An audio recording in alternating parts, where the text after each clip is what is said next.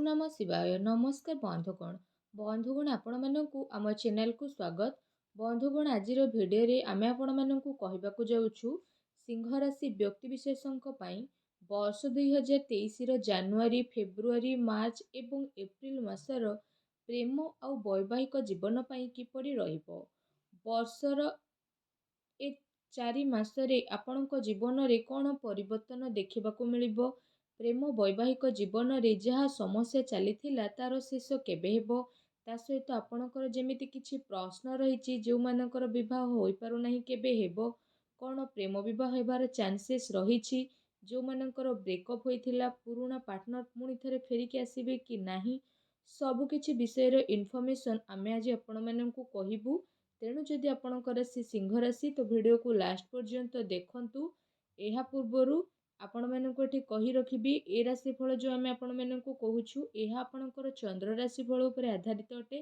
ତେଣୁ ଏହାକୁ ଚନ୍ଦ୍ର ରାଶିଫଳ ଆଧାରରେ ନିହାତି ଭାବରେ ଦେଖନ୍ତୁ।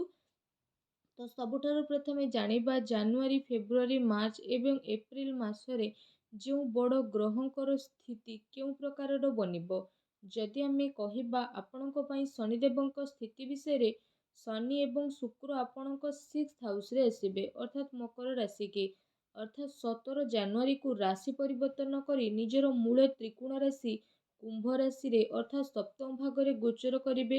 ଗୁରୁ ଗ୍ରହ ବୃହସ୍ପତି ଶୁଭ ମନାଯାଏ ଆଉ ଆପଣଙ୍କ ରାଶିର ଅଷ୍ଟମ ଭାଗରେ ସ୍ୱରାଶିରେ ଗୋଚର କରିବେ। ଯଦି ରାହୁଙ୍କ ବିଷୟରେ କହିବା ତ ରାହୁ ମେଷ ରାଶିରେ ଗୋଚର କରିବେ ଆପଣଙ୍କ 9th ହାଉସରେ।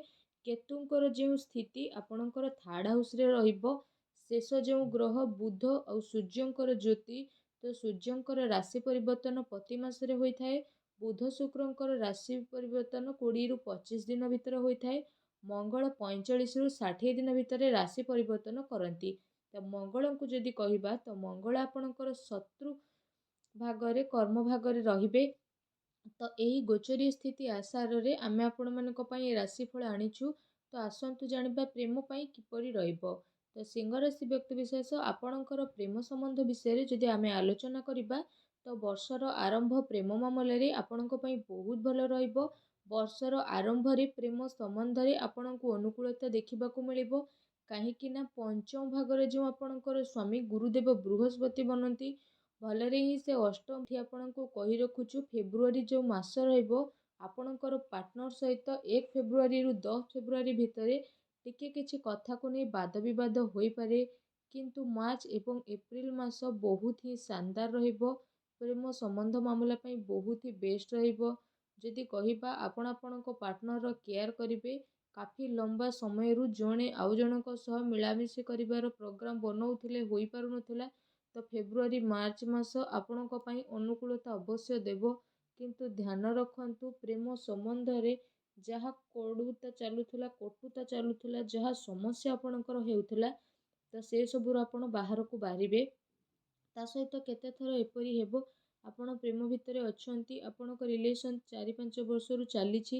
ଯଦି କୌଣସି ବି ବ୍ୟକ୍ତି ଆପଣଙ୍କ ପାର୍ଟନରଙ୍କ ବିଷୟରେ କିଛି କହିଥାଏ ତ ସେସବୁ ବିଷୟରେ କହିବା ପୂର୍ବରୁ ଆପଣଙ୍କୁ ଭାବି ନେବା ଦରକାର। କାରଣ ଅଷ୍ଟମ ଭାଗ ହୋଇଥାଏ ପୀଡ଼ାର ଭାଗ, ରହସ୍ୟର ଭାଗ ହୋଇଥାଏ। ତ ଏମିତିରେ ଯଦି କହିବା ଆପଣଙ୍କ ପାର୍ଟନର କଥାକୁ ଦିଲରେ ଲଗାଇବାରୁ ବଞ୍ଚିକି ରହିବାର ଅଛି। ବହୁତ ଅଧିକ ଏ 4 ମାସରେ ଆପଣଙ୍କୁ ଇମୋସନାଲ ହେବାଠାରୁ ଦୂରେଇ ରହିବାକୁ ପଡ଼ିବ। ତା ସହିତ ଆସନ୍ତୁ ଜାଣିବା କି ଆପଣଙ୍କ ପାଇଁ ବୈବାହିକ ଜୀବନର ସ୍ଥିତି କିପରି ରହିବ।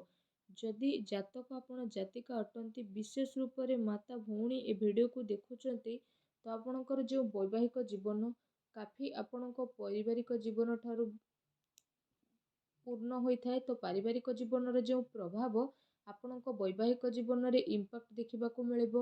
କାହିଁକି ନା 12 ତାରିଖ ପର୍ଯ୍ୟନ୍ତ ଅର୍ଥାତ୍ 12 ଜାନୁଆରୀ ପର୍ଯ୍ୟନ୍ତ ମଙ୍ଗଳଙ୍କର ସପ୍ତମ ଦୃଷ୍ଟି ଆପଣଙ୍କର ବିଛା ରାଶି ଅର୍ଥାତ୍ 4th ହାଉସରେ ପଡ଼ିବ, ଯାହାର ପରିଣାମ ସ୍ୱରୂପ ଶ୍ୱଶୁର ଘରେ ରହୁଥିଲେ ଶ୍ୱଶୁର ଘର ପକ୍ଷଙ୍କର ଶାଶୁଙ୍କ ସହ ଆପଣଙ୍କର ବାଦ ବିବାଦ ହୋଇପାରେ କୌଣସି କଥାକୁ ନେଇ। ଗୋଟେ କଥା ଏହା ରହିବ କି ଆପଣଙ୍କୁ ଏହା ଅନୁଭବ ହେବ କି ଯେଉଁ ଜାତକ ବା ଜାତିକା ଆପଣ ଅନ୍ୟକୁ ଯାହା ବୁଝେଇବାକୁ ଚାହୁଁଛନ୍ତି ସେ ବୁଝିବେନି, ଆପଣ ମଧ୍ୟ ଏ ଟାଇମରେ କିଛି ବୁଝିବେନି, ଯାହାର ପରିଣାମ ସ୍ୱରୂପ ଲଢ଼େଇ ଝଗଡ଼ା ଆପଣଙ୍କ ଘରେ ହୋଇପାରେ। ତ ଏଠି ଆପଣଙ୍କୁ ଟିକେ ନିଜ ଶ୍ୱଶୁର ଘର ପକ୍ଷଙ୍କ ଠାରୁ ସମ୍ବନ୍ଧକୁ ଭଲ ବନେଇବାର ଆବଶ୍ୟକତା ରହିଛି। ଯଦି କୌଣସି ପ୍ରୋବ୍ଲେମ୍ ଆସୁଛି, ମିସ୍ଅଣ୍ଡରଷ୍ଟାଣ୍ଡିଂ ଚାଲୁଛି, ତ ଆପଣଙ୍କୁ ଟିକେ ନରମ ହେବାକୁ ଚଳିବ ସିଂହ ରାଶିର ମା ଭଉଣୀଙ୍କୁ। ଯଦି ବୈବାହିକ ଜୀବନ ବିଷୟରେ କହିବା ତ ସିଂହ ରାଶି ବ୍ୟକ୍ତିବିଶେଷ ଆପଣଙ୍କର ସପ୍ତମ ଭାଗ ଷଷ୍ଠ ଭାଗର ଗୁରୁ ବନନ୍ତି ଶନି। ତ ଯଦି ବହୁତ ପ୍ରୋବ୍ଲେମ୍ ଚାଲୁଥିଲା, କୌଣସି ସମସ୍ୟା ଚାଲୁଥିଲା, ତ 17 ଜାନୁଆରୀ 2023 ପରେ ବହୁତ ଭଲ ସମ୍ଭାବନା ବନୁଛି କି ଆପଣଙ୍କୁ ଲାଭ ମିଳିବା ଆରମ୍ଭ ହେବ। ପତି ପତ୍ନୀଙ୍କ ଭିତରେ ଯଦି ବହୁତ ଅଧିକ ପ୍ରୋବ୍ଲେମ୍ ଚାଲୁଥିଲା, ପ୍ରୋବ୍ଲେମ୍ ଦୂର ହେବ। କୋର୍ଟ କଚେରୀ ମାମଲା ହାତରୁ ଯିବାର ଥିଲା, ତ ସେସବୁ ଆପଣଙ୍କୁ ଶାଳୀନତାର ସହ ଆଗକୁ ବଢ଼ିବାକୁ ପଡ଼ିବ। ତରତର ହୋଇ କିଛି ନିର୍ଣ୍ଣୟ ନିଅନ୍ତୁନି। ତା ସହିତ ଗୁରୁ ଗ୍ରହ ବୃହସ୍ପତି ସିଂହ ରାଶି ବ୍ୟକ୍ତିବିଶେଷ ଆପଣଙ୍କ ଅଷ୍ଟମ ଭାଗରେ ଗୋଚର କରିବେ, ଯାହାର ପରିଣାମ ସ୍ୱରୂପ ଆପଣଙ୍କ ବୈବାହିକ ଜୀବନରେ ଯାହା ବି ସବୁ ଭଲ ଚାଲିଥିଲା, ତ ଆପଣଙ୍କ ଜୀବନସାଥୀଙ୍କ ସ୍ୱାସ୍ଥ୍ୟକୁ ନେଇ ଆପଣ ନିହାତି ସାବଧାନ ରୁହନ୍ତୁ।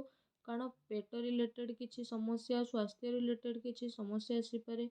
ଏହା ସହିତ ଯଦି ଆମେ ଆପଣମାନଙ୍କୁ କହିବୁ, ଶନିଦେବଙ୍କର ସ୍ଥିତି ଯଦି ଆପଣଙ୍କ ଜନ୍ମ ପତ୍ରିକାରେ ଭଲ ଅଛି, ତ ଆପଣଙ୍କ ବୈବାହିକ ଜୀବନରେ ପତି ପତ୍ନୀଙ୍କର ଭଲ ସ୍ଥିତି ରହିବ, କାଫି ଭଲ ସ୍ଥିତି ରହିବ। ଯାହା ବି ପ୍ରୋବ୍ଲେମ୍ ଆପଣଙ୍କର ଥିଲା, ସେ ସବୁ କେଉଁଠି ନା କେଉଁଠି ଦୂର ହେବ। ଜଣେ ଆଉ ଜଣଙ୍କୁ ବୁଝିବେ, ଏ ସ୍ଥିତି ଆପଣଙ୍କର ବହୁତ ଭଲ ରହିବ। ଏହା ସହିତ ଯେଉଁ ଫେବୃଆରୀ ମାସ ରହିବ, ଏହା ପତି ପତ୍ନୀ କୁଆଡ଼େ ବୁଲାବୁଲି କରିବାକୁ ଯାଇପାରନ୍ତି, କୌଣସି ଫଙ୍କସନ୍ରେ ଆପଣ ସମ୍ମିଳିତ ହୋଇପାରନ୍ତି, ଏ ସ୍ଥିତି ବନିବ। ଶ୍ୱଶୁର ଘର ପକ୍ଷଙ୍କ ଠାରୁ କୌଣସି ମାଙ୍ଗଳିକ ବା ଶୁଭ ଆୟୋଜନ ଆପଣଙ୍କର ହେବ। ତ ସମସ୍ତ ପ୍ରକାରରେ ଯଦି ଦେଖିବା, ତ ଶନିଦେବ ଯେତେବେଳେ ସପ୍ତମ ଭାଗକୁ ଆସିବେ, ତ ଯେତେ ବି ନେଗେଟିଭ୍ ଜିନିଷ ଆପଣଙ୍କ ଜୀବନରେ ହେଉଥିଲା, ତ ସେସବୁରେ ଆପଣଙ୍କୁ ଏବେ ଶୁଭତା ଅବଶ୍ୟ ଦେଖିବାକୁ ମିଳିବ। କିନ୍ତୁ ଶନିଦେବ ଆପଣଙ୍କର ଲଗ୍ନ ଉପରେ ଯେତେବେଳେ ଦୃଷ୍ଟି ପକାଉଛନ୍ତି, ତ ଆପଣଙ୍କୁ ଏହା ଧ୍ୟାନ ଦେବାକୁ ପଡ଼ିବ କି ଭଲରେ ହିଁ ସପ୍ତମ ଭାଗରେ ରୁହନ୍ତୁ, କେନ୍ଦ୍ରରେ ରୁହନ୍ତୁ, ସ୍ୱରାଶିରେ ରୁହନ୍ତୁ। କିନ୍ତୁ ଦୃଷ୍ଟି ସପ୍ତମ ଦୃଷ୍ଟି ଯେଉଁଠି ପଡ଼ୁଛି, ତ ଟିକେ ନୁକସାନ ସ୍ଥିତି ରହିବ। ଆପଣଙ୍କୁ ଟିକେ ଚିଡ଼ଚିଡ଼ା ବନେଇଦେବ, ଆପଣ ଟିକେ କ୍ରୋଧୀ ସ୍ୱଭାବର ବନିଯିବେ। ଯଦି ଆପଣ ଆପଣଙ୍କର ସ୍ୱାସ୍ଥ୍ୟକୁ ଆହୁରି ଅଧିକ ସୁଧାରିବା ପାଇଁ ଚାହୁଁଛନ୍ତି, ତ ସବୁବେଳେ ଆପଣ କିଛି ନା କିଛି ଜିନିଷରେ ସଂଯମତା ରକ୍ଷା କରନ୍ତୁ। ନିଜ ସ୍ୱଭାବରେ ଆପଣ ଟିକେ ନ୍ୟୁଟ୍ରାଲ୍ ହେଇଯିବେ, ତ ଆପଣଙ୍କର ବୈବାହିକ ଜୀବନରେ କୌଣସି ବି ପ୍ରକାରର ଅଧିକ ସମସ୍ୟା 17 ଜାନୁଆରୀ ପରେ ଦେଖିବା ପାଇଁ ଆଦୌ ବି ମିଳିବନି। ଏ କଥା ଆପଣ ନୋଟ୍ କରିକି ହିଁ ରଖନ୍ତୁ।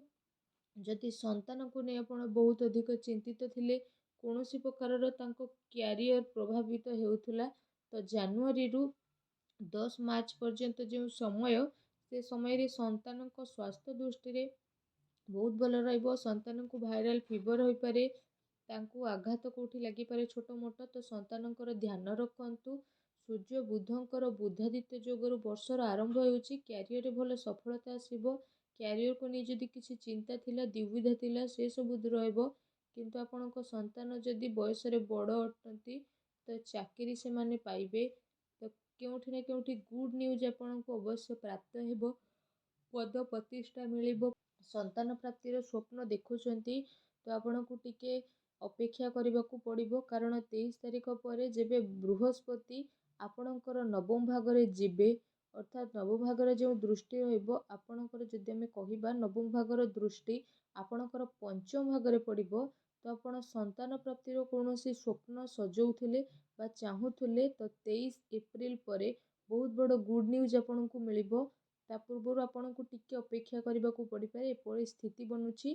ଏବେ ଆମେ ଜାଣିବା ସିଂହ ରାଶି ବ୍ୟକ୍ତିବିଶେଷଙ୍କ ପାଇଁ କ'ଣ ଆପଣଙ୍କର ପ୍ରେମ ବିବାହ ହେବାର ଯୋଗ ବନୁଛି, କ'ଣ ପ୍ରେମ ବିବାହ ପାଇଁ ଆପଣଙ୍କୁ ଅପେକ୍ଷା କରିବାକୁ ପଡ଼ିବ। 23 ଏପ୍ରିଲ ପରେ ଯଦି ଆପଣ ପ୍ରେମ ବିବାହ କରୁଛନ୍ତି, ତ ବହୁତ ଭଲ ରହିବ, ଶୁଭତା ମିଳିବ ଓ ବହୁତ ଭଲ ସ୍ଥିତି ରହିବ। ଦ୍ୱିତୀୟ ସ୍ଥିତି କ'ଣ ବିବାହ ହେବାର ଯୋଗ୍ୟ ବନୁଛି ବା ବିବାହ ହୋଇପାରେ। ଯଦି ଆପଣ ସିଂହ ରାଶି, ତ ଆପଣଙ୍କ ଜୀବନରେ ବିବାହ ସମ୍ବନ୍ଧିତ ଯଦି କୌଣସି ସ୍ଥିତି ଅଟକି ଯାଉଥିଲା, ତ ଆପଣଙ୍କୁ ଟିକେ ଅପେକ୍ଷା କରିବାକୁ ପଡ଼ିବ। କାରଣ ଗୁରୁ ଗ୍ରହ ବୃହସ୍ପତିଙ୍କର ଯେବେ ଟ୍ରାନଜିଟ୍ ହେବ, ତ ଆପଣଙ୍କ ପାଇଁ ସ୍ଥିତି ବହୁତ ଭଲ ଆସିବ। ଆପଣଙ୍କର ଯାହା ବ୍ରେକଅପ୍ ହୋଇଥିଲା, ସେ ବିଷୟରେ କହିବା, ବ୍ରେକଅପ୍ରେ ମ୍ୟାଚଅପ୍ ହେବ କି ନା। ତ ଯଦି କହିବା ଆପଣଙ୍କ ପାଇଁ, ଯଦି ଆମର ସଜେସନ୍ ମାନିବେ, ତ ଗୁରୁ ଗ୍ରହ ବୃହସ୍ପତି ଅଷ୍ଟମ ଭାଗରେ ଅଛନ୍ତି। ତା ସହିତ ବର୍ଷର ଆରମ୍ଭ ସୂର୍ଯ୍ୟ ବୁଧଙ୍କର ବୁଧାଦିତ୍ୟ ଯୋଗରୁ ବାହାରୁଛି, ତ ପୁରୁଣା ପ୍ରେମ ଜାଲରେ ଆପଣ ଆଦୌ ପଡ଼ନ୍ତୁ ନାହିଁ। ଏଠି ଆପଣଙ୍କୁ ନେଗେଟିଭିଟି ଆଗକୁ ଯାଇକି ମିଳିବ, ଏବେ ଆପଣଙ୍କୁ ଦେଖାଯିବନି, କିନ୍ତୁ ଆଗକୁ ଯାଇକି ଦେଖାଦେବ। ତେଣୁ ଏସବୁ ଜିନିଷର ଧ୍ୟାନ ରଖନ୍ତୁ। ଏବେ ଆସନ୍ତୁ ଜାଣିବା ସିଂହ ରାଶି ଜାତକ ବା ଜାତିକା ସେମାନଙ୍କୁ ବୈବାହିକ ଜୀବନ ପ୍ରେମ ସମ୍ବନ୍ଧରେ ସଫଳତା ପ୍ରାପ୍ତି ପାଇଁ କ'ଣ ଉପାୟ କରିବା ଦରକାର। ଯଦି ସବୁଠାରୁ ଅଧିକ କହିବା ଆପଣଙ୍କ ରାଶିର ଯେଉଁ ସ୍ୱାମୀ ସେ ସୂର୍ଯ୍ୟଦେବ ବନିଥାନ୍ତି। ତ ସକାଳୁ ସୂର୍ଯ୍ୟଙ୍କୁ ଜଳାର୍ଘ୍ୟ ଦିଅନ୍ତୁ। ତା ସହିତ ଦ୍ୱିତୀୟରେ ବୈବାହିକ ଜୀବନରେ ବହୁତ ପ୍ରୋବ୍ଲେମ୍ ଚାଲୁଥିଲା, ତ ଶନିଙ୍କ ଦ୍ୱାରା ଏ ପ୍ରୋବ୍ଲେମ୍ ହେଉଛି। ତ ଶନିବାର ଦିନ ଆପଣ କଳା ଯେଉଁ ତିଳ ତାକୁ ଆପଣ ପାଣିରେ ଭସାଇ ଦିଅନ୍ତୁ। ଏପରି ଯଦି ଆପଣ ନ କରିପାରୁଛନ୍ତି ତ ଶନିବାର ଦିନ ଆପଣମାନେ ସୋମବାର ଦିନ, ଶନିବାର କିମ୍ବା ସୋମବାର ଯେଉଁ ବି ଦିନ ଆପଣ ଗୋଟେ ଘଟି ପାଣି ନିଅନ୍ତୁ ଓ ସେଥିରେ ଅଳ୍ପ ଟିକେ ଗୁଡ଼ ଫୁଲ ମିଶାଇ କୌଣସି ନଦୀରେ ଭଗବାନ ଶନିଦେବଙ୍କର ନାମ ସମର୍ପଣ କରି ଧଳା ରଙ୍ଗର ଫୁଲ ଦେଇକି ପାଣି ଦିଅନ୍ତୁ। ଏହାଦ୍ୱାରା ଆପଣଙ୍କ ବୈବାହିକ ଜୀବନରେ ଯାହା ବି ସମସ୍ୟା ଚାଲୁଥିଲା ସେ ସବୁ ଦୂର ହେବ କୁହନ୍ତୁ। ଆପଣଙ୍କର ସବୁ ସମସ୍ୟା ଦେଖିବେ ଧୀରେ ଧୀରେ ଦୂର ହୋଇଯିବ। ଭିଡ଼ିଓ କେମିତି ଲାଗିଲା ଆମକୁ କମେଣ୍ଟ କରିକି ଜଣାନ୍ତୁ। ଚ୍ୟାନେଲରେ ନ ଆସିଥିଲେ ଚ୍ୟାନେଲକୁ ସବସ୍କ୍ରାଇବ୍ କରନ୍ତୁ। ଧନ୍ୟବାଦ।